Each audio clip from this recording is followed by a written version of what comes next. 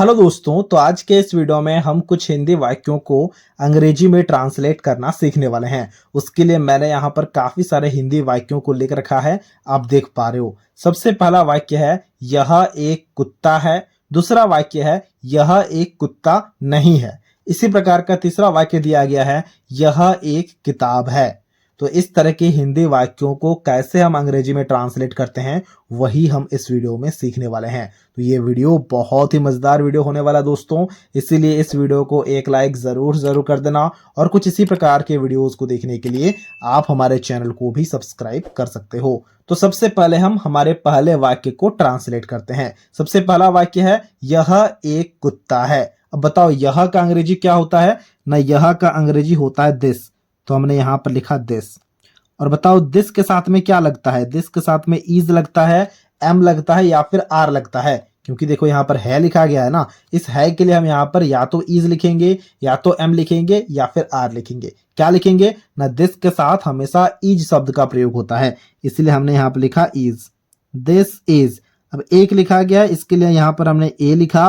कुत्ता लिखा गया, कुत्ता का अंग्रेजी मीनिंग होता है डॉग, तो हमने यहां पर डॉग लिखा। दिस इज अ डॉग हो गया यह एक कुत्ता है का अंग्रेजी में ट्रांसलेशन।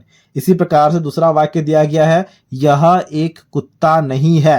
अब सबसे पहले यह के लिए लिखो, यह के लिए क्या होगा, यह के लिए दिस होगा, तो हमने यहां पर दिस लिखा। अब यहां पर है लिखा गया है और दिस के साथ हमेशा इज शब्द का प्रयोग होता है, तो इसलिए इज लिखा। लेकिन देखो नहीं लिखा गया है ना, तो इस नहीं के लिए हम इज के बाद हमेशा नॉट लगाएंगे। नहीं का अंग्रेजी मीनिंग क्या होता है, नॉट होता है, तो इसलिए हमने हमेशा इज के बाद नॉट लगाना है। फिर देखो यहाँ पर एक लिखा गया, उसके लिए यहाँ पर हमने ए लिखा। कुत्ता है, कुत्ता का अंग्रेजी मीनिंग अभी अभी हमने सीखा कि वो होता है डॉग, तो हमने यहाँ पर डॉग लिखा। This is not a dog हो गया यह एक कुत्ता नहीं है का अंग्रेजी में ट्रांसलेशन। इसी प्रकार से देखो यहाँ पर हमारे पास में दो और वाक्य दिए गए हैं।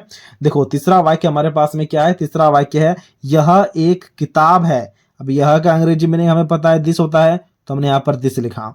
ठीक है, दिस के साथ क्या लगता है ना, दिस के साथ हमेशा इज लगता है, तो इसीलिए इस है के लिए हमने यहाँ पर इज लिखा। एक लिखा गया, उसके लिए यहाँ पर हमने ए लिखा। किताब लिखा गया, किताब का अंग्रेजी मीनिंग होता है बुक, तो हमने यहाँ पर बुक लिखा। दिस इज अ बुक हो गया यह एक किताब है का अंग्रेजी में ट्रांसलेशन। इसी प्रकार से चौथा वाक्य देखो दिया गया है यह एक किताब नहीं है। तो नहीं है के लिए क्या करेंगे, इज के बाद नॉट लगा देंगे, तो ही हमने यहाँ पर यह के लिए यहाँ पर सबसे पहले दिस लिखा, तो हमने यहाँ पर दिस लिखा। ठीक है, अब देखो है लिखा गया, उसके लिए इज लिखा। नहीं है तो हमने यहाँ पर नॉट लगा दिया। फिर देखो एक लिखा गया है, तो यहाँ पर हमने ए लिखा। किताब है तो उसके लिए यहाँ पर हमने बुक लिखा। ठीक है, this is not a book हो गया यह एक किताब नहीं है का अंग्रेजी में ट्रांसलेशन। कुछ और वाक्य हैं, जरा ध्यान से देखना। देखो पांचवा वाक्य हमारे पास में है यह एक घर है। सबसे पहले यह के लिए लिखेंगे, तो यहाँ पर हमने यह के लिए दिस लिखा। ठीक है, इसके बाद हमने है के लिए यहाँ पर इज लिखा। एक के लिए ए लिखा। घर के लिए यहाँ पर हमने हाउस लिखा, क्योंकि घर का अंग्रेजी में मतलब होता है हाउस। ठीक है, देखो छठा वाक्य हमारे पास में यह एक घर नहीं है। घर नहीं है के लिए हम क्या करेंगे ना, इस इज के बाद में नॉट लगा देंगे। तो इस ट्रांसलेशन को अब आपको खुद से करना है और आंसर को हमसे कमेंट बॉक्स में शेयर करना है। आई होप ये वीडियो आपको अच्छा लगा होगा, जहां पर हमने काफी सिंपल हिंदी वाक्यों को अंग्रेजी में ट्रांसलेट करना सीख लिया है। अगर आपको ये वीडियो अच्छा लगा है तो इस वीडियो को एक लाइक जरूर कर देना और कुछ इसी प्रकार के वीडियोस को देखने के लिए आप हमारे चैनल को भी सब्सक्राइब कर सकते हो।